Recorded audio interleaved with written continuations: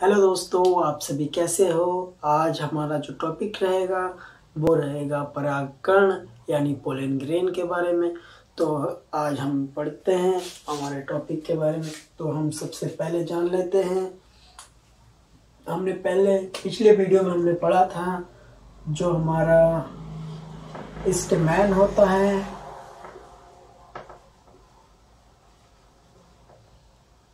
Stamen, यही stamen के ऊपर जो होता है ये हमारा एंथर होता है।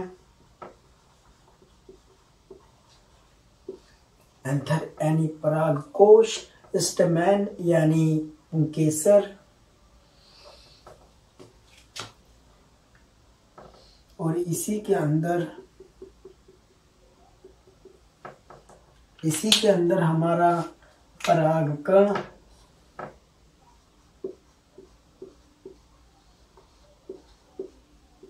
यानी पोलन ग्रेन,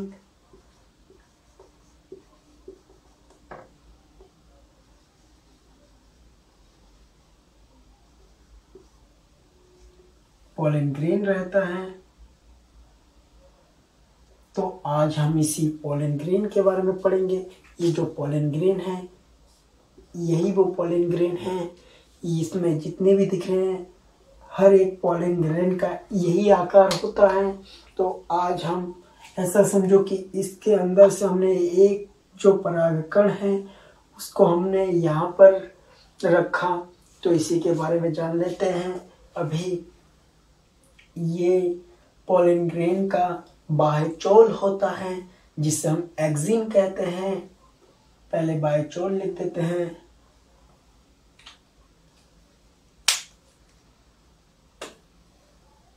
थोड़ा बड़ा करके लिखते हैं जिससे हमें पढ़ने में कोई परेशानी नहीं होगा।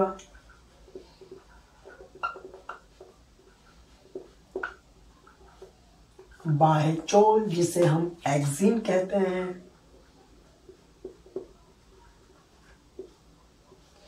ये जो एक्जिन होता है ये स्पोरोपोलिनिन का बना होता है।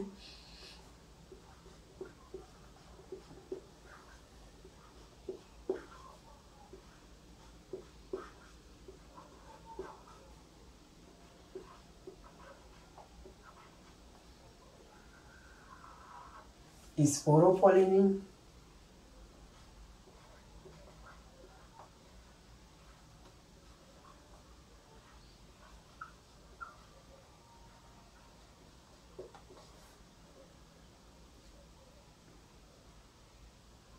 स्पोरोपोलिनिन का बना होता है। और ये जो अंतःचोल है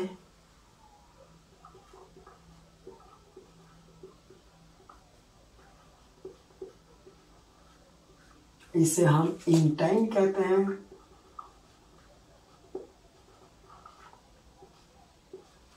ये पेट्रोसेलुलोज का बना होता है।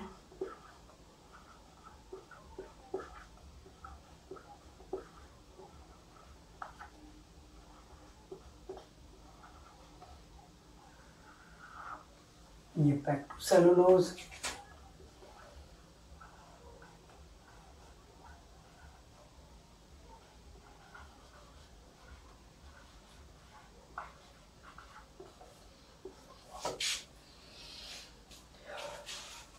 अब जान लेते हैं।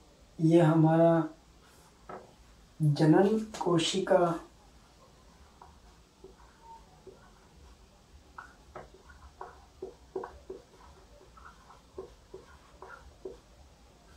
यानी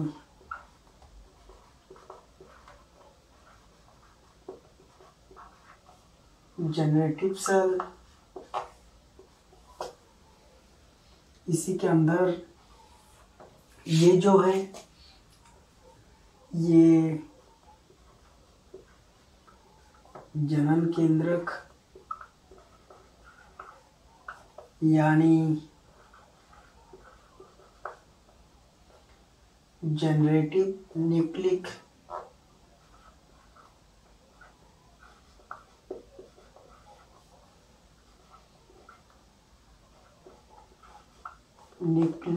न्यूक्लियस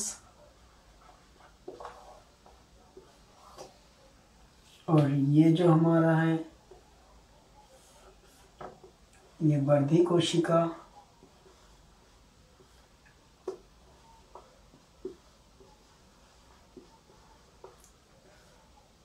इसे हम वर्धी कोशिका कहते हैं, नली कोशिका कहते हैं, उसके बाद कायिक कोशिका कहते हैं। ऐसे कई नामों से इसे जाना जाता है, तो हम वर्धी कोशिका ही लिख लेते हैं खाली। वेजिटेटिव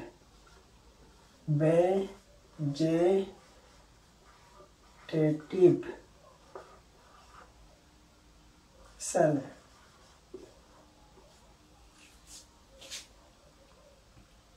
और इसको हम कहेंगे वर्धी केंद्रक, यानी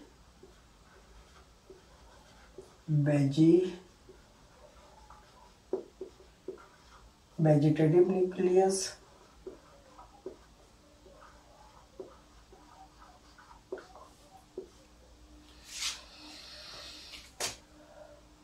और ये जो खाली स्थान यानी रिक्तिका जैसा बना हुआ है,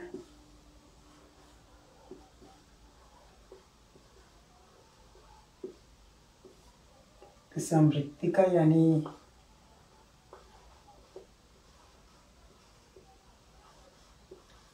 वैक्यूल कहते हैं। दोस्तों, हमने इतना पढ़ा।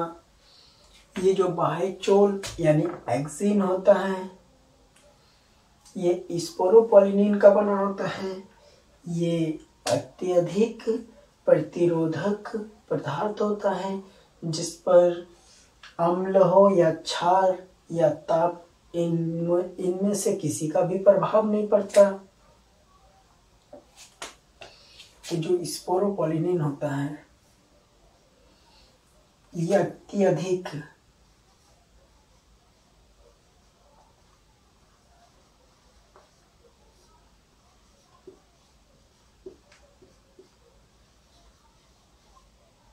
प्रतिरोधक पदार्थ होता है।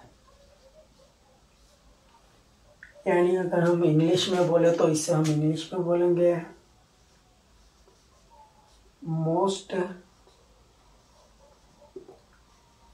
रेसिस्टेंट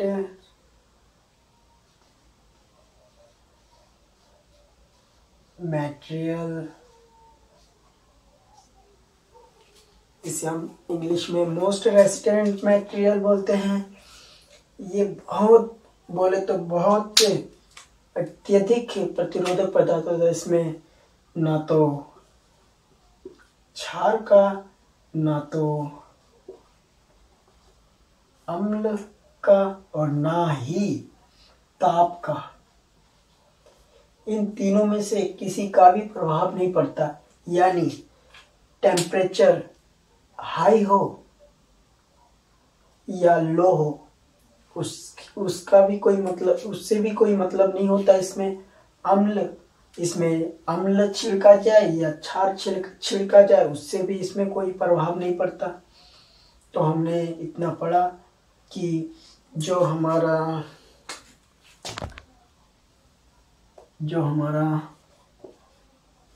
परागकण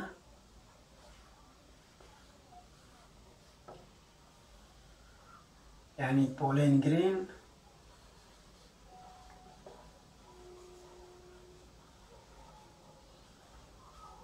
पोलन ग्रेन के बारे में हमने क्या क्या पढ़ा, एक बार हम रिविजन कर लेते हैं कि इसमें क्या क्या होता है। जो हमारा पुंकेसर होता है,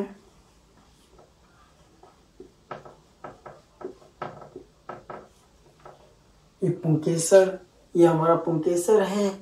और ये एंथर यानी परागकोश,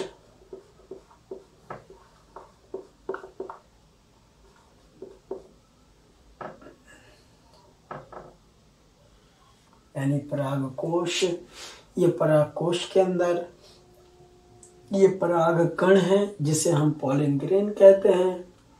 ये रहा हमारा पोलन ग्रेन। इसके बारे में हमने पूरा डिटेल में यहाँ पे पढ़ा कि इसमें क्या क्या होता है। ये जो रिक्तिका है इसे हम वैक्यूल कहते हैं। और ये वर्धी कोशिका इसको हम नली कोशिका या कायिक कोशिका भी कहते हैं। तो हम यहाँ पर खाली वर्धी कोशिका ही पढ़ते हैं। वर्धी कोशिका यानी वेजिटेटिव सेल, और इसी के अंदर ये केंद्रक है। तो वेजिटेटिव न्यूक्लियस, और ये जो पोलन ग्रेन का बाह्य चोल है, ये बाह्य चोल यानी एक्जिन, ये स्पोरोपोलिनिन का बना होता है, जो अत्यधिक प्रतिरोधक पदार्थ होता है। इसमें ताप हो, दाब हो, अम्ल हो, क्षार हो, इसका कोई प्रभाव नहीं पड़ता। ये अंतः चोल है जो इंटाइन का बना होता है। अंतः चोल जिसे हम इंटाइन कहते हैं, ये पेक्टोसेलुलोज का बना होता है।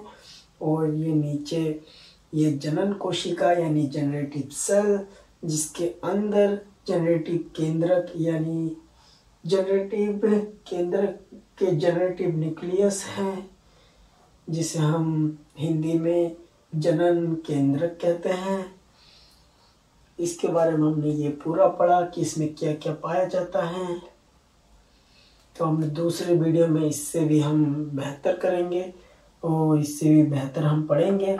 दोस्तों, तो आज हमने पोलन ग्रेन यानी परागकण के बारे में पढ़ा कि इसमें क्या क्या पाया जाता है, ये कैसा होता है। तो हमने पूरे डिटेल में इसको पढ़ लिया है। तो आपको अगर अच्छा लगे हमारा ये वीडियो तो हमारे चैनल को सब्सक्राइब करना और हमारे वीडियो को लाइक, कमेंट, शेयर करना, जिससे ऐसी वीडियो मैं आपके लिए लाता रहूं। धन्यवाद।